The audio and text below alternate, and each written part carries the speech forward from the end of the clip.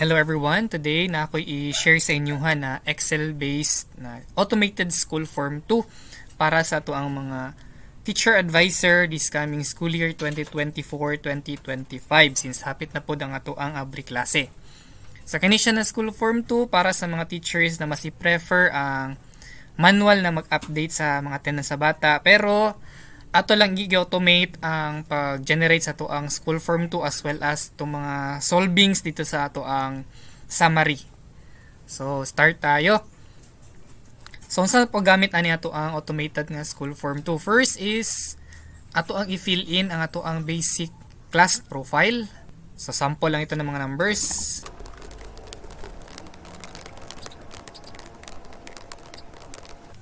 Ayan. So, after natin na-fill in yung basic class profile, automatic na ni siya mag-reflect sa to ang template sa itong school form 2. So, check na to ha. Try na to ang June. Yan. So, kung makita na to, naka-reflect na siya dito sa to ang template. To ang school ID, school year, name of school na to, grade level, ang section, as well as ang month. Ang nakanindot lang sa itong template is pwede nimo siya i-modify. For example, June, pag atong i-change ang year 2025, automatic na mag-update ang ato ang template. So automatic mag-change ang iyang date sa taas. Then ang katong mga gray area is katong mga dates nga dili na belong sa June. Yan. So ito ibalik 2024, kung makita niyo pag enter na to, yan, mag-change ang ato ang template. So natay mga Saturdays diha, then ito yung weekdays. So sa June 2024 natay 5, 10, 15, 20 ka school days kung walay mga holiday or walay mga tagana mga sa suspension classes. So na 20 ang weekdays sa dara. So nga na siya. Next, balik tayo. After nito ma-fill in ang basic class profile, next na to nga i-fill is ang data sa students. So, pag click nimo sa name of students, nadri name, LRN, guardian, name, LRN, guardian. Ang importante lang i-fill in diri is ang name sa students. Depende na sa inyo ha kung i-fill in ninyo ang LRN o guardian or kung gusto ninyo nga kompleto ang data sa inyong bata. Pero, ang importante lang yung i-fill in diri is ang atong LRN. So, example lang nga mga names.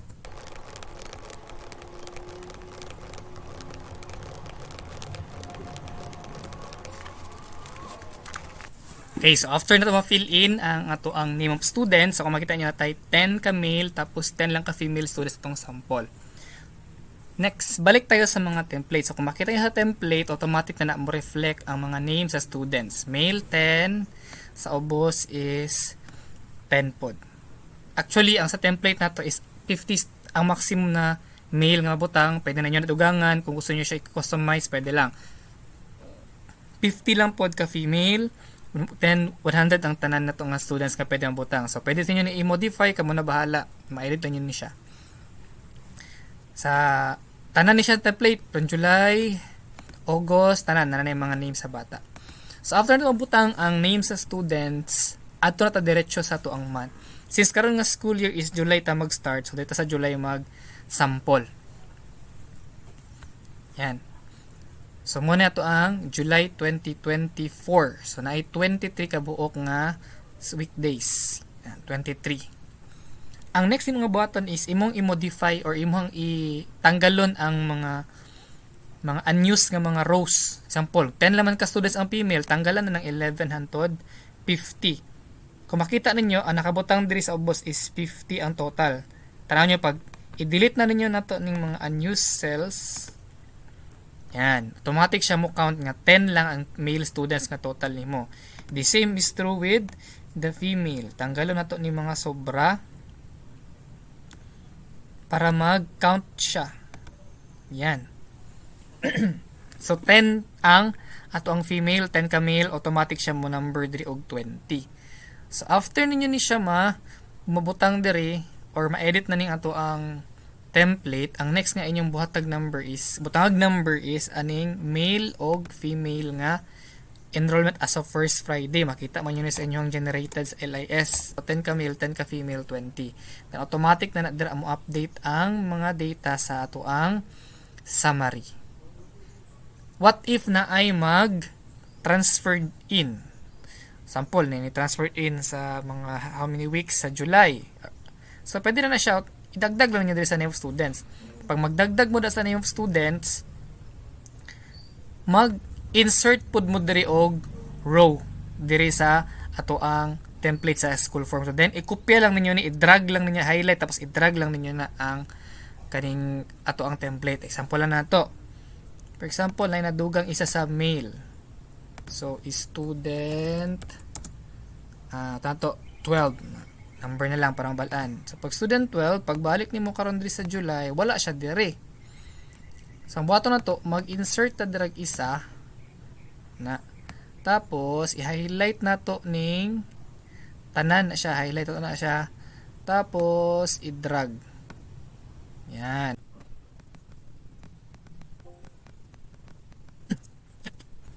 Ayan. So, kung makita ninyo karon after na to siya nag-insert og another nga row, so makita na ninyo karon diri si student 12 katong transfer. Then, number 11 na po siya. Then, 11 na po ang total, so 21 na sila. So, yan na lang if ever mag-dagdag or na ay transfer. So, to balik ta sa katong ato ang 10 ka students na kanina. Tanggalan to si transfer isa.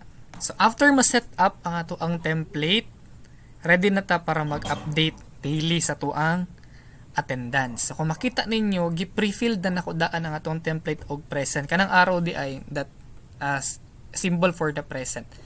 So, ako siyang gi-prefill daan og present tanan para ang inyo na lang i-update per day or daily is ang absent na lang, ang late, ang half day, or excuse ba, na lang. Or kung dili mo gusto nga na, gusto mo nga manumano gid mo og butang og present, so pwede nyo i-erase na tanan. Erase na ng mga butang da, then usabon lang ninyo. Example kani. Pwede naman siya erase. Yan. So kung makita ninyo, mag-minus po na siya diri sa to ang number of present. So pwede ta butang dira. Pero para mas dali sa atua, i-prefill na lang niya daan, then per day na lang inyong pag-update. So example ta, magbutang ta daan og mga example kanin absent. So makita nyo, nagka-count siya diri ang absent. Ang present po, kina-count na po niya. So since 23 siya, so 3 ka absent, 20 ka present. How about kung na half day? Pag naisa ka half day, automatic siya mag 0.5 ang absent. Pag duha na siya ka absent, half day, then isa na siya ka absent whole. Then 22 ka present siya. How about excuse? Sa excuse pod, since excuse siya na nga day, di man siya present, dili po siya absent. So ma-minus na siya sa to ang total number of attendance niya. Ang late, counted gyapon siya as present lang, kay late lang man siya niabot. Another thing is, example na ay 5 consecutive na absent within the month. Example, si student M, 5 iyang absent sa female.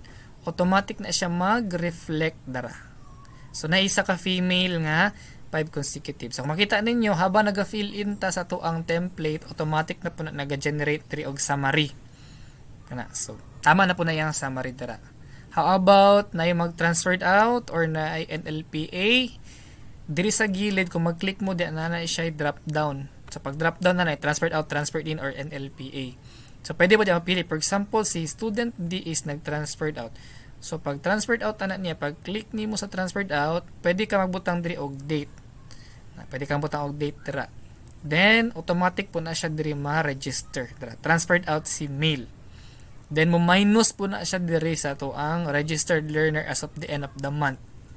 Gika sa to ang 10, na yung transferred out nga isa, so 9 na lang siya, 19 na lang ta. So, kung makita nyo, nag-change or nag-update po na nga to ang summary. Yan. So, muna siya ang pag-set up o as well as pag-update sa daily na to ang attendance sa mga bata. So, ang bato na lang gid ninyo dira is mag-encode lag name sa mga bata o mag-update sa ilang mga attendance. Then, si Excel na bahala mag-generate tanan. Ready to print na po na siya. So, pag print niyo, Control P, yan, ready for printing na po na siya. Ipasa kay school head. Another feature ani niya is holidays. Yan. So, ang holidays, so makita sa July, example, nag-holiday taog 26. Na, holiday na siya. Okay, timani ha, 23 atong weekdays. Nay holiday nga isa. So, unsay buhaton ana? encode lang niya sa date. Ang pag-encode sa date, ang format niya magdepende kung unsay format sa inyong laptop ang ginagamit. For example, kanisa ko is day, month, year siya. So day, month, year po dapat diri ako ang ibutang. Itong i-check na unsa to, 26. Ayan. So mag-holiday ko og 26 06 07 July 2024. Then pwede mo siya butang event diri. Kung saan na siya nga klaseng holiday, sample na lang, short holiday lang. Inigbalik na to karon sa July, kung makita ninyo, naka-colored na ning, naka-red na ang ato ang isa ka holiday ang 26. Then mag-reflect na po siya nga na isa, na ay one nga number of no class. So na isa. So since na isa, automatic na siya nga mo minus na siya sa 23. So imo number of school days na lang is 22. Automatic na siya mo update 22. So itong i-check ka, 19 ang present plus 3 ang absent, 22 ang total. Kani nga nung 21 siya, kaya na siya isa ka-excuse. Kani 22 po na siya. The rest, 22 na yung total ana. So yung ato ang system. Try patag isa. 31 of July 2024. Apol, holiday gyapon. Yan. Pag check nimo sa July, yan, naka-white na, ay naka-colored na po na siya dira, meaning holiday na siya nga date. Duha na ato ang no class days, automatic 23 minus 2, ang naalay klase is 21. Yan. Singana ang ato ang system dynamic siya, mag-change siya automatically kapag magbutang taog mga. So mo na yung second nga feature. Automatic siya mo update og mga holidays. The last one is sa mga advisors, kapag magbuhat ta og card sa likod, di ba na ay mga katong number of school days, pila ka present, pila ka absent na siya. So para mas dali sa tuwa, o mas dali po ta mag-backtrack sa to ang mga school form 2 kayo say mawala man ang school form 2 o say mawala nga to ang giprint, mawala tong soft copy, diri no need di na ka mabala ka kung mawala ang imong mga forms kay pwede rin mo siya i-backtrack by month. And ang pinaka the best is may ka mag-create og summary sa tanan para inigbuhat nimo card inig port grading di na ka maglisod sa pag generate summary nimo ana ingani ang magawas. Yan. So per bata makita nimo diri kung sample si student A katong June 20 wala ta nag June sa July ta. Okay, sa tong July 18 ang iyang present, tulo yang absent. So 21 ang school days nato sa July kay naman tayo ibutang nga duha ka holiday. So ana siya. So pwede na kadri after sa school year, pwede na kadri mag-base sa katong ibutang nimo sa likod sa card. So di na ka maglisod, di na ka makatigmo-tigmo kung sa ipambutang nimo sa likod sa card. Then makatotal na po siya diri og pila ka ang school days nga present siya o pila yang absent. So ingana lang ato ang system, dali lang kayo siya, simple lang siya, pang attendance lang gyud og pang automate as well as pang safekeeping sa inyong mga data sa attendance sa bata para mas dali sa inyo ha mag-backtrack og dili mo mabala ka kung mawala man or mawani ang inyong giprint nga mga school form 2. So that would be all. Okay, so hopefully makatabang ni sa inyong pag-keep sa attendance sa bata next school year.